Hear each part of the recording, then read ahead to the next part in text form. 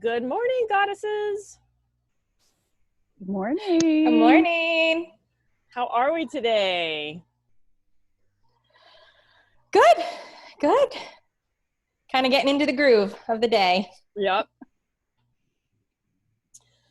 We are so grateful to have invited April to join us today in our goddess chat because we're going to talk about the moon and all things. All the do I need to Yeah, share the love. Yeah. Share the moon love. Not quite the moon love. You got it going on. I need to get one of those. Hey, it's still love. So, we talk about all things goddess here in our goddess chats, and one of our magical symbols of the goddess is the triple moon, right? And so as long as I can remember, the person that I think of when I think of the moon is April, because she has brought it into the world of our community, and so we just thought that we wanted to bring you in and have a little chat about all things moon. I'm here for it. Ready to go. So we have the full moon coming up. Yep. Mm-hmm. And we would love to hear from you about maybe some rituals and some different things that we can consider for the full moon, and anything else that you feel inspired to share. Okay. Well, yes, the full moon will be in Scorpio, my sign. So I'm a little excited about that. So some things that I do for a full moon, and it's whenever anybody asks me about, hey, what can I do? Or what's the right thing to do? There is no wrong. There is no right. It's whatever feels right for you, whatever you feel called to do. So normally with a full moon, we let go of things. We let go of things that no longer serve us, things that we're just like, all right, I'm leaving you behind, I'm letting you go, but we're also having gratitude encased in that. So letting go of what we no longer need, but giving thanks and having gratitude for the things that we do have and that have come in. So like you plant your seeds and your ideas in the new moon, you let them start to, grow and sprout. And then with the full moon, we let go of what's no longer serving us to help those seeds grow, and we start to move forward. So some things I like to do really with any moon phase, particularly like the new moon and the full moon, is I like to do a tarot spread for myself. So I will find a tarot spread. Pinterest is my best friend when it comes to this. You can usually find any kind of spread dealing with that phase of the moon and including the zodiac that's involved in it. On there, I have, I think it was it last? I think it might have been like the last new moon. I actually made up my own spread with my own kind of questions and guidance that come with each card. So I like to do that and just sit. I pick out of my many decks that I have in that cabinet behind me.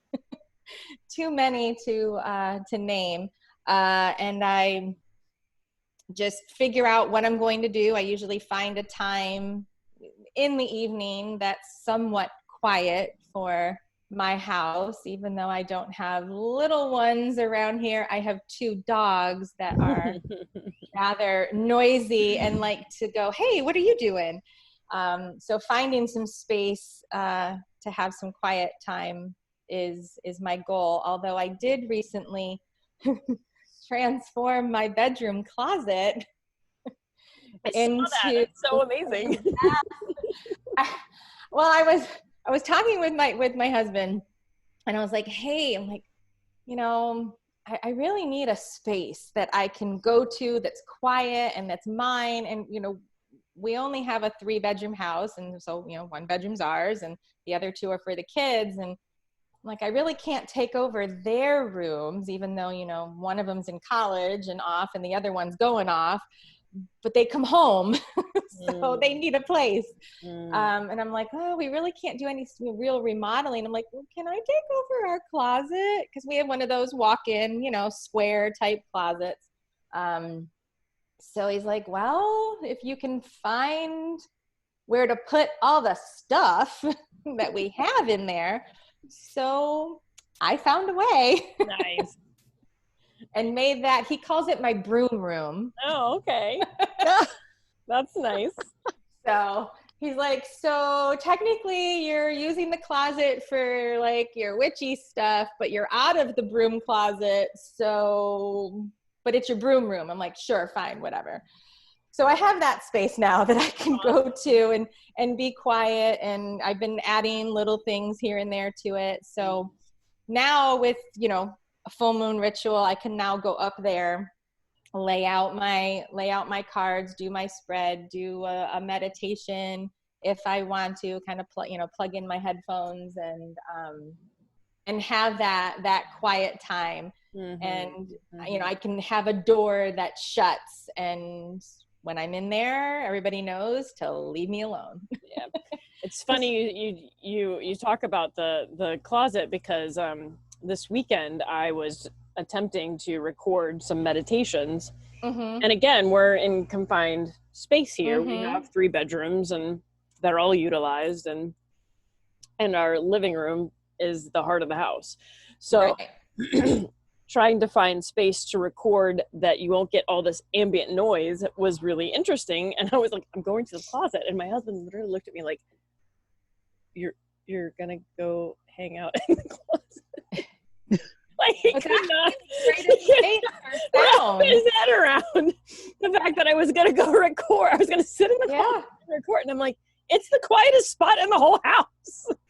Well, yeah. And you have like the muffling from like everything that's in it. So it is a really good spot to record. Exactly. It's the best place to record the podcast.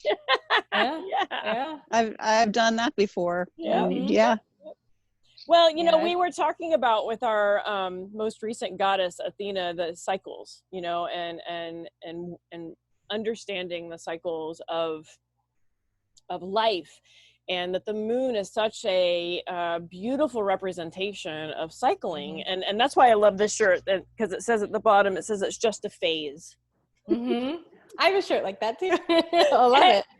And so I love the reminder that the moon gifts us through all of its phases, that we don't have to get stuck in any one of those emotions that rise with us, because they can just be that moment, that day, that experience. And if you do the shadow work, if you do the work of just allowing yourself to be wherever goddess says, this is where you are today, and it's okay to be here, you know, like that's one of the reasons that I think we stepped into this invoking the divine goddess, is recognizing that every single one of those layers of yourself, and I constantly come back to this one, and so, you know, it's because it's the one that makes most sense to me.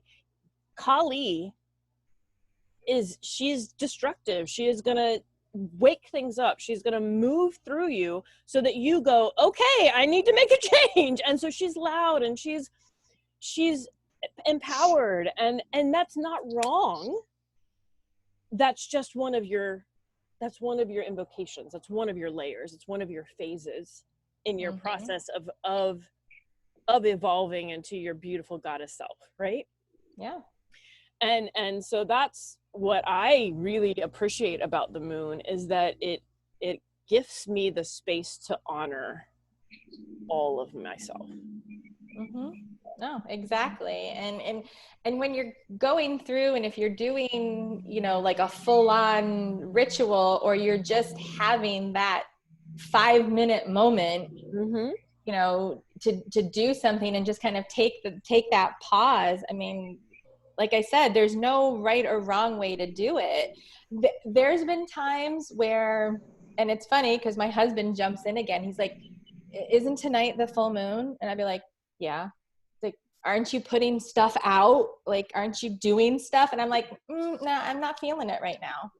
Right. And that's okay. And a lot of things have come up, especially during this time that we've been in, about, you know, our practices and what we do. And there's sometimes I'm like, no, I'm just going to light a candle, and that's what I'm going to do. Or I'm going to put out this, you know, mason jar of water because I want some moon water to either, you know, use in my beverages or use to make like a spray for the room or water my plants or whatnot. And that's the beauty of it all, is that we don't have to go all out to get the benefit from it. You're letting go for like this, you know, this full moon could be, all right, I am going to sit and I'm going to watch whatever show I'm binging on Netflix, and that's going to be my time. I'm just going to let go and just take that minute. Yeah. Other times it can be, all right, I'm going to light every candle in my house and put it up on my altar and put all my crystals out to charge, and, you know, dance around naked in my backyard, which my HOA probably would not appreciate. So Yes, goddess. you know, and I like the way that it can be so adaptable to what's going on with you at that moment. Mm-hmm. And, you know, there's been times where for like full moons, I've just gone and taken a bath, just a nice detox bath, put some Epsom salts, a little essential oil in there, and just chilled for a little bit. Mm-hmm. And then there's been full on, I've got the sage going, and I've got, you know, herbs, you know, going in my cauldron that I want to make, you know, ash out of for, you know, protection salts, and I've got it all going, and the house, you know, smells like, you know, a metaphysical shop.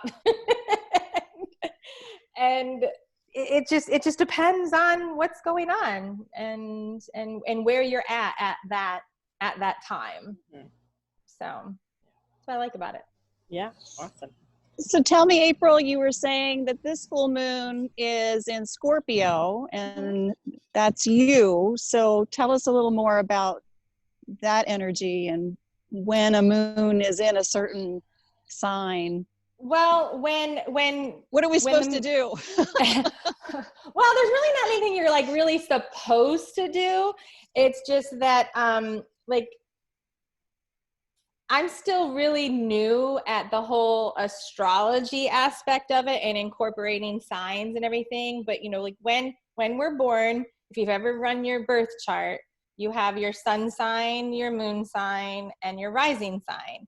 So this full moon, it's under Scorpio. So anybody who has a moon sign in Scorpio is like, all right, this is my jam. Now my sun sign is in Scorpio, so I'm still feeling it. And if you look at, you know, the aspects of Scorpio, I mean, we tend to be known as mysterious and kind of secretive at times. And I know Ramona said a few times, it's very hard to read me sometimes because of how I come across. And so sometimes we need to kind of go into that side of ourselves, whether we're Scorpio or not.